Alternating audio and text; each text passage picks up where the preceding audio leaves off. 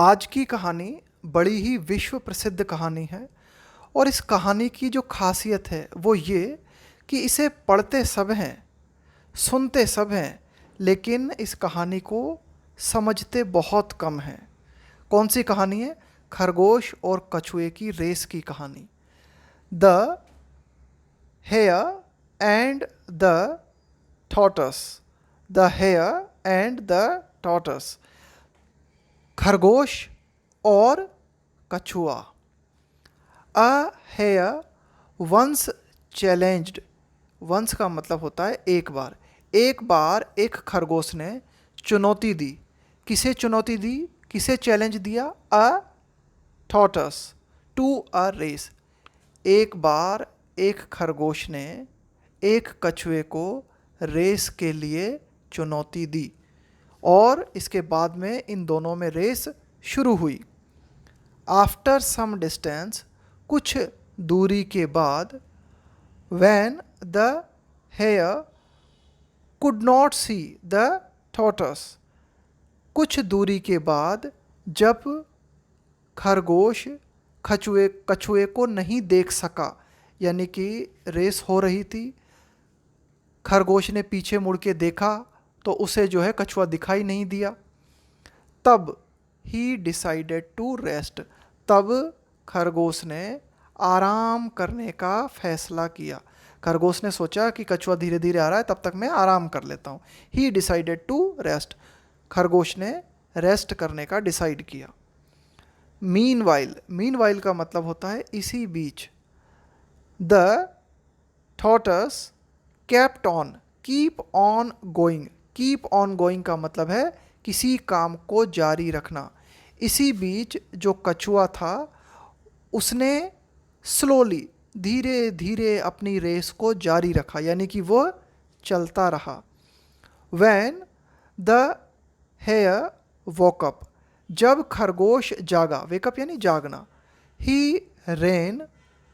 Towards का मतलब होता है की ओर, बहुत ज़्यादा प्रयोग होता है टुवार्ड्स, है ना, अच्छी तरह से याद कर लेना इसे। ही रैन टुवार्ड्स। तो जब खरगोश जागा, ही रैन टुवार्ड्स द फिनिश पॉइंट। तो खरगोश जो था वह फिनिश पॉइंट की तरफ भागा। फिनिश पॉइंट का मतलब है वो जगह जहाँ रेस समाप्त होती थी। अपॉन रीचिंग, देखो अपॉन और ऑन का प्रयोग एक ही सेंस में किया जाता है। यहाँ अपॉन रीचिंग का मतलब हुआ पहुँचने पर। Upon reaching the finishing point. तो फिनिशिंग पॉइंट पर पहुंचने पर, यानी कि फिनिशिंग पॉइंट यानी कि जहां रेस समाप्त होने का तय किया गया था ना, वहां पहुंचने पर खरगोश भागा और बड़ी स्पीड में फिनिशिंग पॉइंट पे पहुंचा। लेकिन जब वो वहां पहुंचा खरगोश, तो उसने क्या देखा? ही सा। क्या देखा खरगोश ने? That the tortoise had already arrived there. खरगोश ने देखा कि वहाँ कछुआ पहले से ही पहुँच गया था। अराइव्ड यानी पहुँचना, और ऑलरेडी मतलब पहले ही।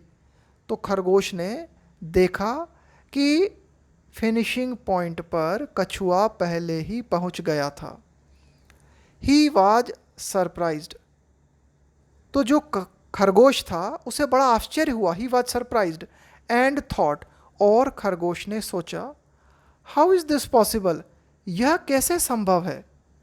Even being slow. देखो बीइंग स्लो का बी, ये जो बी की फॉर्म होती है ना सारी, इनका मतलब होता है होना।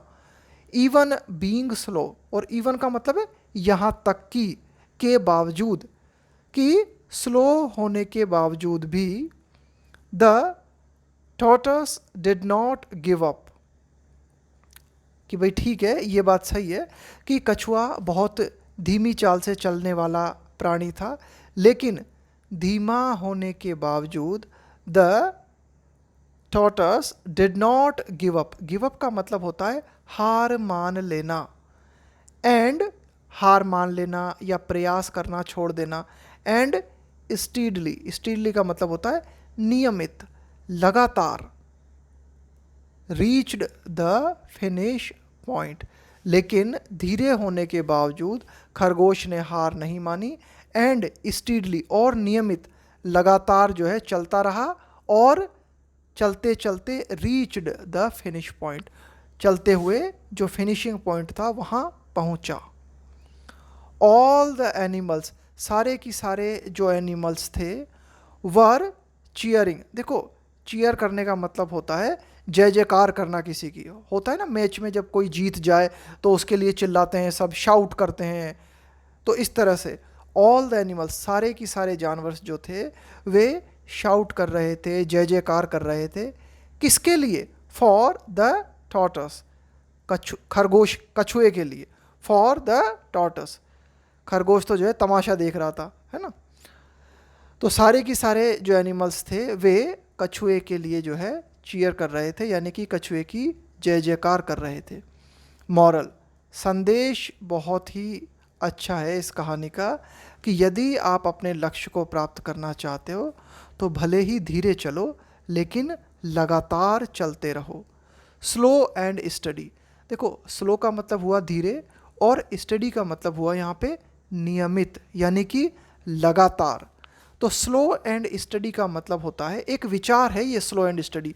स्लो एंड स्टडी का मतलब है धीरे और लगातार, धीरे और लगातार। तो ये एक ऐसा विचार है, slow and steady wins the race, यानी कि धीरे और लगातार चलने वाला रेस जीतता है।